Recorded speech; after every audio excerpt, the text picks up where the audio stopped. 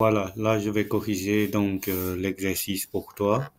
Euh, on a le premier. Là où c'est faux, donc là c'était donc moins C, donc moins C qui vaut moins 4. Et puis plus A, bah, plus moins 2, ça fait moins 2. Et puis plus B, plus 3. OK? Donc moins, ça donne plus. Donc c'est plus 4 moins 2 plus 3. Et là, on peut calculer de la manière suivante, puisque la somme et la différence, on peut les permuter.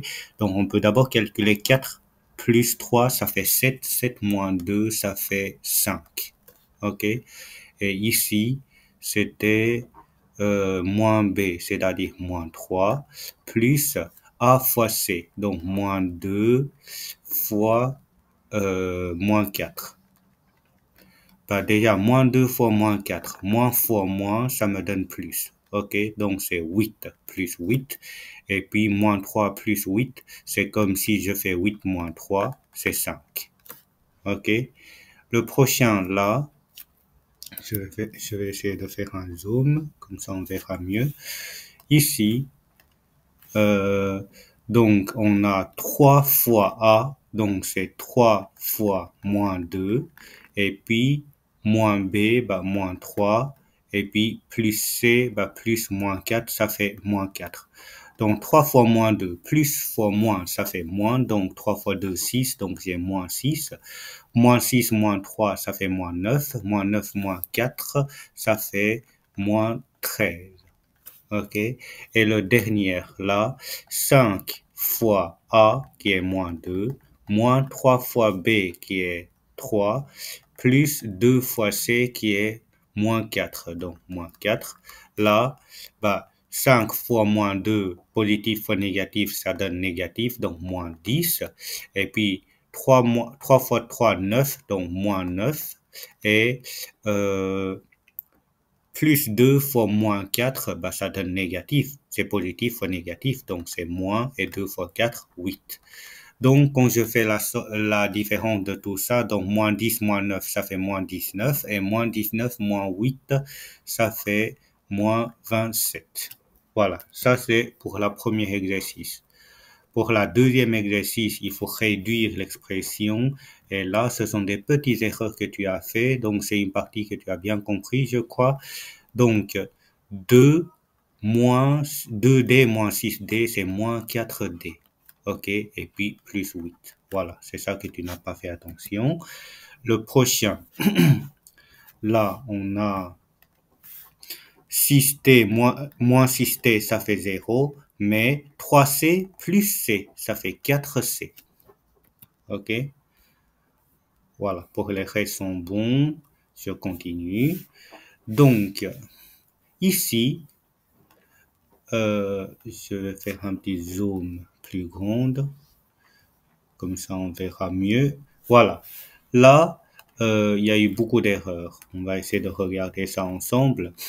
Bah, 3A plus combien A égale à 8A. Donc, 3 pommes plus combien de pommes égale à 8 pommes. Bah, c'est 5A. Je vois pas pourquoi tu mets un moins. OK? Il n'y a pas un moins. Et puis, là, c'est bon. Ici, moins 6B plus combien de B égale à 7B. Bah, là, en fait, c'est moins 6B plus 7, c'est quoi moins? En fait, on voulait trouver 7 et j'ai déjà moins 6. Je voulais savoir combien je dois prendre pour avoir 7. Bah, c'est 13. 13 moins 6 égale à 7. Du coup, c'est plus 13B. OK? 13B, donc 13B moins 6B, ça me donne 7B. Donc, tu dois retenir que lorsque, par exemple, on fait les calculs 6 moins 6 plus 13, on peut inverser, c'est-à-dire changer leur place. Je peux commencer par mettre 13 et moins 6 derrière et on aura plus facile à calculer comme ça. OK? Et du coup, là, c'est à peu près pareil.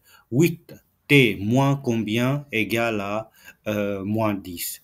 On peut aussi résoudre ça par un axe. Tu as 8t, tu voulais arriver à 3, 4, 5, 6, 7, 8. Donc, 7, 6, 5, 4, 3, 2, 1, 0. Et je voulais arriver à donc 1, 2, 3, 4, 5, 6, 7, 8, 9, 10. Donc, j'ai dit moins 10 ici. Là, je passe de 8t, c'est-à-dire de 8 à moins 10. Qu'est-ce que je fais? Ben, je fais passer par là, donc je dois faire moins. Donc, le moins est déjà là. Et je dois juste rajouter moins combien? Ben, moins 1, moins 2, moins 3, moins 4, moins 5, moins 6, moins 7, moins 8. Comme ça, j'arrive à 0 et je fais encore moins 10. Donc, moins 8, moins 10, ça fait moins 18t. OK, en tout, je dois reculer de 18 places. Ça va? Donc, là, je vais essayer de gommer ce que j'ai fait. Une autre manière de penser. Donc, quand tu fais 8t moins quelque chose, et je trouve un négatif, il faut que ce quelque chose soit plus grand que 8t, sinon je n'aurai pas négatif. Par exemple, quand tu fais 3 moins quelque chose, je trouve un nombre négatif, par exemple moins 5, nécessairement, ça doit être plus grand que 3. OK? Donc, là, qu'est-ce qu'on peut faire? En fait, ce qu'on pourra faire, c'est l'opération suivante. Imaginons qu'on voulait faire 3 moins un nombre, je vais l'appeler inconnu, égal à moins 5. Seul inconnu, je ne sais pas si vous avez vu cette année, on peut le mettre par là. Et le 5, moins 5, on peut le mettre par là. En fait, lorsque je change des éléments à droite, à gauche de l'égalité, je dois juste changer le signe. Du coup, j'aurai 3. Le moins 5, ça va devenir plus 5. Et le moins l'interrogation, ça va devenir plus l'interrogation. Je trouverai 8. Donc, c'est 3 moins 8. Et ici, c'est pareil. OK, mais ça, c'était un tout petit peu plus compliqué. Donc, si tu as des difficultés avec ce que moi, je viens t'expliquer maintenant, tu peux faire un schéma comme j'ai fait là pour t'aider à se trouver. OK, tu prendras 2 minutes à faire une axe comme j'ai fait là et tu peux compter et cette axe-là, tu peux aussi la préparer sur une feuille de brouillon. Dès qu'il y a un calcul et que tu as des doutes, tu peux vérifier avec ça. OK, je continue. Là, j'ai 3b moins 5b. Je vais déjà regarder 3b moins 5b, ça me donne moins 2b. OK. Et après, moins 2b plus combien? B me donne 15b. Pas moins 2b plus 17b. OK, puisque 17b, donc moins 2b plus 17b, c'est comme si je fais 17b moins 2b et j'ai bien 15b. OK, là, j'ai 11t, 11t, 8c, du coup, ça doit faire 0. Et quand est-ce que j'aurai 0? Ben, j'aurai 8c moins 8c, ça me donne 0. Et du coup, par là, il reste 11t, par là, il reste 11t. Et là, je vais regarder, donc déjà 2D, ça reste. Du coup, je dois essayer d'avoir 3C moins quelque chose me donne 7C. Là, tu es d'accord que normalement, on fait 3C plus 4C me donne 7C, mais là, comme c'est un moins, du coup, c'est moins 4. J'ai mal noté. Donc, du coup, il faut noter, au lieu de noter plus 4C, je dois noter moins 4C. Comme ça, moins me donne plus, 3C plus 4C me donne bien le 7C qui est là. Ensuite, ça, tu as bien compris, mais ici, je sais pas qu'est-ce qui s'est passé, mais regarde, tu as 5 fois 3 fois moins 3. 5 fois 3, ça fait 15. 15 fois moins 3, ça fait moins 45. Du coup, c'est moins 45, puisqu'il y a un nombre négatif, donc tu dois tenir en compte du signe moins. OK? Je continue. Par là, c'est fois. Donc, tu as 3 et 5, ça fait 15. Tu as D, mais il manque le B. Du coup, là, c'est B. OK? Là, c'est bon. Là, tu as moins. Si tu fais moins 3 fois 6, tu vas trouver moins 18. OK? Du coup, tu dois te dire moins 3 fois combien Déjà, il y a le A, puisque j'ai le A, mais je cherche le nombre maintenant. Donc, moins 3 fois combien me donne 12? Déjà, il faut que ça soit négatif, puisque moins fois moins me donne le plus 12 qui est là. Mais moins 3 fois moins combien égale à 12? Bah, c'est 4. 3 fois 4 égale à 12. Donc, moins 3 fois moins 4 égale à 12. OK, là c'est bon. En fait, dès que sont tous les nombres positifs, je vois que tu as bien compris, mais tu dois juste faire attention avec des nombres négatifs. OK, là du coup, j'ai A, donc il reste le B, donc je dois mettre un B ici. OK, et après, hum, j'ai 6 fois moins 5. 6 et moins 5, ça fait moins 30. Moins 30 fois combien me donne 6? Déjà, il faut multiplier par un nombre négatif, puisque moins fois moins pour avoir le positif. OK? Et c'est combien? Bah, 30 et 6, 30 et 60, c'est 2. Donc, moins 2 fois moins 30, ça me donne 60. Et puis, B fois A, ça me donne A et B. Et ici, il faut pas hésiter, c'est 0, puisque le produit des termes égale à 0 si un des facteurs égale à 0. OK? Le dernier, voilà. Donc, là, on a A, il y a un A carré, donc il faut un A ici. J'ai le D carré, c'est bon, mais j'ai pas le X carré. Donc, je dois noter X carré là. Et qu'est-ce qui reste? Il reste moins 5, moins 2, et ce sont des multiplications. Moins 5 fois 2, pardon, ça me donne moins 10. Et moins 10 fois combien me donne le 30? Bah, moins 10 fois moins 3, puisque moins fois moins me donne plus, et 10 fois 3 me donne 30. Je continue.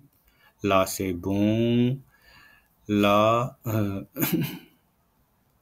donc, je vais réduire un peu le zone. Voilà, comme ça.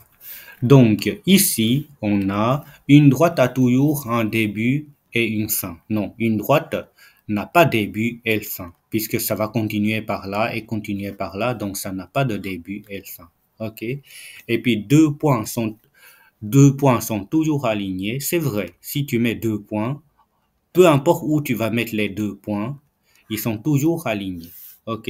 C'est-à-dire, quand tu as 2 points, tu peux toujours, avec la latte, tracer une droite qui relie les 2 points. Donc, ça, c'est bien une proposition qui est vraie. OK? Je continue. Là, j'ai entouré ce que tu as mal fait. OK? On demande déjà tracer une droite euh, tracer une droite BD. En fait, BD, BAD, qu'on note comme ça, c'est une semi-droite. C'est BD, c'est une droite qui est comme ça. OK? Du coup, BD, bah, c'était la droite qui va, c'est le semi-droite qui va continuer par le point D qui est ici. OK? Et puis, tracer une droite B, ça je vais mettre en bleu.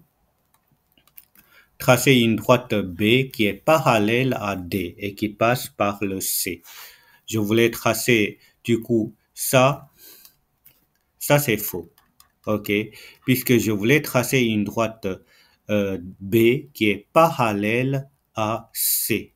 Parallèle à D. Parallèle à D, on est là. Non. Qu'est-ce que je raconte là? Non, non, non. Là, je me suis trompé. J'ai barré le mauvais droite. Donc, je voulais tracer une droite B. Tu l'avais mal tracé, donc c'est celui-là qui est mal tracé. OK?